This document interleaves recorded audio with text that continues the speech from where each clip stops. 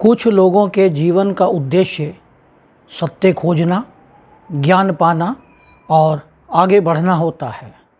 ऐसे लोग अपना लक्ष्य भेदने में सक्षम होते हैं। नमस्कार मित्रों, आज हम एक विशेष राशि पर चर्चा करने जा रहे हैं, धनु राशि। आज हम जानेंगे धनु राशि के 27 वह कौन से गुण हैं जिसके कारण वह अपना लक्ष्य भेदने में सक्षम रहते हैं, सत्य की खोज में, ज्ञान पाने में, और उनका एक ही उद्देश्य होता है, आगे बढ़ना। यह वीडियो उन सभी धनु राशि के जातकों के लिए है जिनका चंद्र राशि धनु है, और यह सभी गुण धनु राशि के जातकों में पाए जाते हैं। और यदि आप धनु राशि के नहीं हैं तो आपके परिवार में या आपके मित्रों में कोई धनु राशि का हो तो उनके लिए भी या उनके बारे में जानने के लिए भी आप यह वीडियो देख सकते हैं। इस वीडियो को पूरा देखने के बाद आप कमेंट अवश्य करें। ये वीडियो आपकी चंद्र राशि पर आधारित है। यदि आप कंसल्ट करना चाहते हैं तो हमारे दिए गए नंबर पर आप कंसल्ट कर सकते हैं।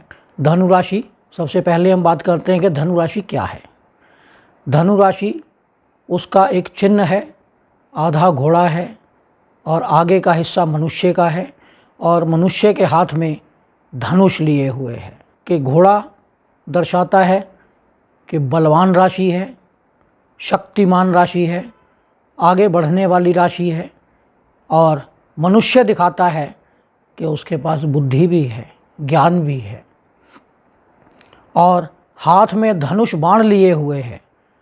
यह दिखाता है कि धनु राशि के लोग अपना लक्ष्य भेदने में बहुत सक्षम होते हैं। वह किसी भी काम को करने से पहले पूरी तरह से उसकी जांच कर लेते हैं और उसके बाद ही वह उस काम को अंजाम देते हैं। धनु राशि में 3 नक्षत्र होते हैं। पहला नक्षत्र केतु का है।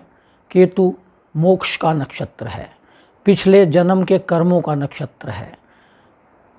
आदमी को मोक्ष की ओर या धर्म की ओर अग्रसर करता है।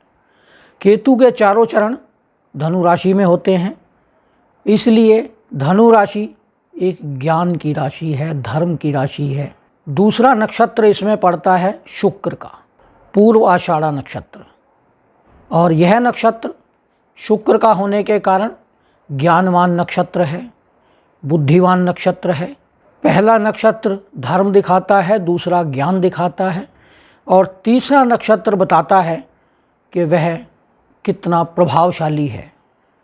उसकी वाणी में, उसके जो एक्टिविटीज़ हैं उसमें कितना प्रभाव है। तीसरे नक्षत्र का पहला चरण, एक ही चरण पड़ता है, और वह है सूर्य का नक्षत्र। यह 9 नंबर की राशि है, और काल पुरुष की कुंडली में यह धर्म त्रिकोण के अंतिम कोण में पड़ती है। 9 नंबर, हम सब जानते हैं कि 9 नंबर एक पूर्ण नंबर है। इसके पश्चात कोई नंबर नहीं, 1 से लेकर 9 तक चलते हैं, उसके बाद फिर नंबर समाप्त हो जाते हैं। तो यह था धनु राशि का विश्लेषण। और धनु राशि के जातकों के भीतर या उनमें क्या क्या गुण पाए जाते हैं, इस पे हम चर्चा करते हैं। इनका जो सबसे पहला गुण है, स्पष्टवादी होते हैं, सत्य बोलना जानते हैं, मन साफ होता है। इनकी मुस्कुराहट में एक अलग ही कशिश होती है, एक अलग ही अट्रैक्शन होता है। दूसरा गुण होता है, ये दयालु होते हैं, क्योंकि जैसा कि सूर्य का नक्षत्र पड़ता है और सूर्य राजा है, तो राजा हमेशा दयालु ही होता है।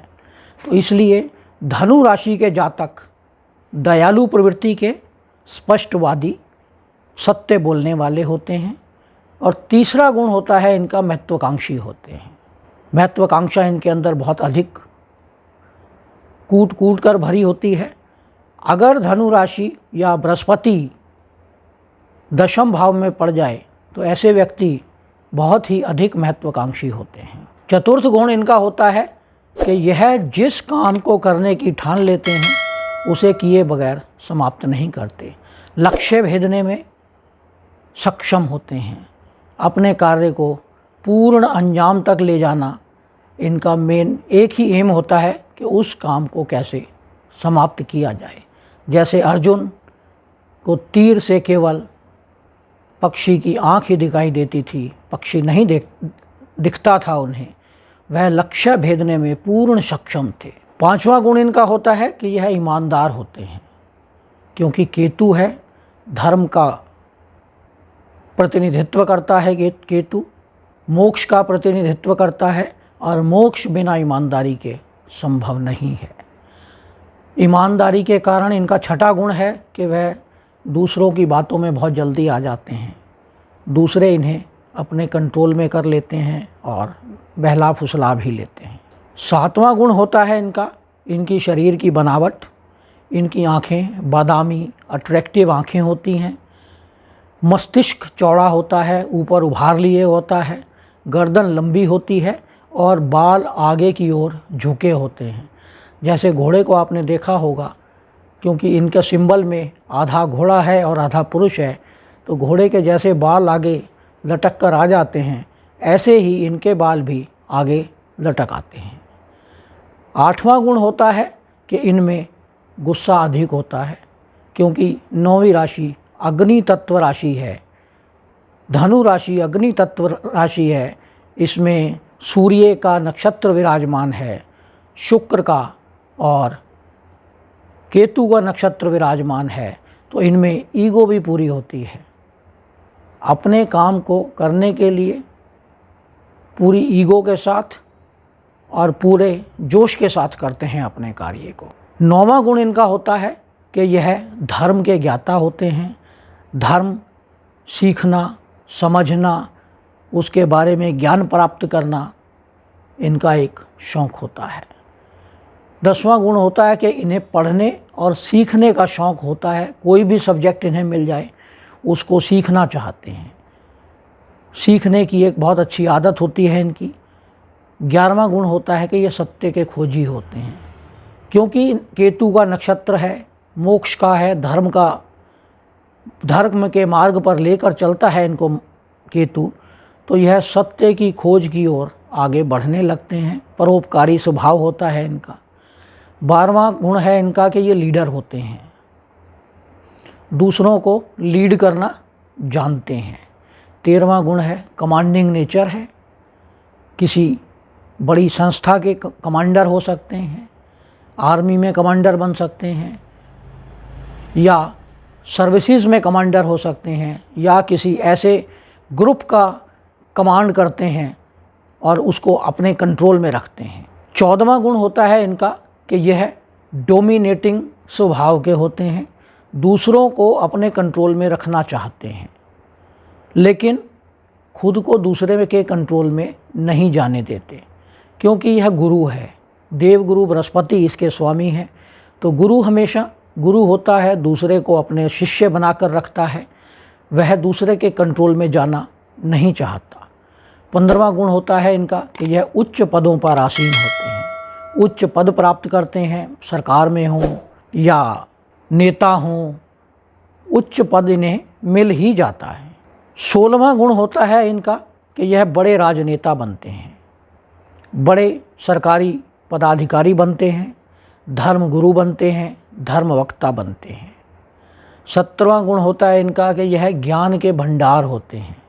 किसी भी टॉपिक पर इनसे बात कर लो, ज्ञान इनके पास भरा मिलेगा आपको। हर सब्जेक्ट पर, हर विषय पर ज्ञान का भंडार इनके भीतर भरा रहता है। 18वां गुण इनका होता है कि ज्ञान पाने में उत्सुक हैं। कोई भी ज्ञान मिल जाए, अपने धर्म का हो, दूसरे के धर्म का हो, किसी दूसरे सब्जेक्ट का हो, किसी भाषा का हो, विभिन्न भाषाओं का ज्ञान रखते हैं धनु राशि के लोग। और 19वां गुण होता है इनका कि ये परफेक्ट वर्कर होते हैं। किसी भी काम को करते हैं तो बड़े परफेक्शन से करते हैं, क्योंकि लक्ष्य भेदी होते हैं ये, और उसको पूरा लक्ष्य प्राप्त करने में कोशिश करते रहते हैं और अपने काम को अंजाम तक ले जाकर ही छोड़ते हैं। 20वां गुण होता है इनका, क्योंकि आधा घोड़ा है और उसका काम है चलते रहना, तो इन्हें घूमने का बहुत शौक़ होता है। घूमने के शौकीन होते हैं, अलग अलग जगहों पे जाने का शौकीन होते हैं, अलग अलग जगहों पे जाकर वहाँ के बारे में जानकारी एकत्रित करते हैं, वहाँ के बारे में ज्ञान प्राप्त करते हैं। 21वां गुण होता है कि इनका वैवाहिक जीवन बहुत अच्छा नहीं होता, क्योंकि इनकी ज़िंदगी के या इनकी लाइफ के जो प्रायोरिटीज़ हैं वो कुछ अलग होती हैं। इनकी प्रायोरिटीज़ होती हैं ज्ञान प्राप्त करना, धर्म का प्रचार करना, धर्म वक्ता बनना, सोशल सर्विस करना। तो यह अपने घर पर ज़्यादा ध्यान नहीं दे पाते, लेकिन इनका अपने परिवार के साथ अटैचमेंट पूरा होता है। जो 22वां गुण है, इनका अपने परिवार में अटैचमेंट पूरा होता है, लेकिन ध्यान नहीं रख पाते। और 23वां गुण होता है इनका कि आज़ादी से रहना इनका शौक़ है, बंदिश में रहना शौक़ नहीं है। शुक्र जो हैं वो दानव गुरु हैं और धनु राशि के जो स्वामी हैं वो देव गुरु हैं। और इस राशि में सूर्य का नक्षत्र भी पड़ता है और सूर्य राजा है। राजा आज़ादी में ही रहना चाहता है, बंदिश में रहना नहीं चाहता। 24वें गुण की बात करें तो किसी भी काम को करने से पहले उसकी गहराई तक चले जाते हैं, उसको पूरा समझते हैं शुरू करने से पहले, और तब जाकर उसे अंजाम तक पहुंचा कर ही दम लेते हैं। 26वां गुण होता है कि किसी वाद विवाद में यह पड़ना नहीं चाहते, लड़ाई झगड़े से दूर रहते हैं, कोर्ट कचहरी से, झगड़े से, इन सब चीज़ों से दूर रहना इन्हें पसंद होता है। हाँ, लेकिन उनको सुलझाने का काम करते हैं, मीडिएटर का काम बहुत अच्छा करते हैं, झगड़ों को सुलझाने का, लेकिन झगड़ों में खुद उलझना नहीं चाहते। और 27वां गुण इनकी मित्र राशियां जो इनको फ़ायदेमंद होती हैं, लाभदायक होती हैं, उसमें मेष राशि है, कर्क राशि है, सिंह राशि है, वृश्चिक राशि है और मीन राशि है। ये सब राशियां अगर इनके अच्छे मित्र इन राशियों के होते हैं तो वह इनके लिए कुछ भी कर गुजरने को तैयार होते हैं।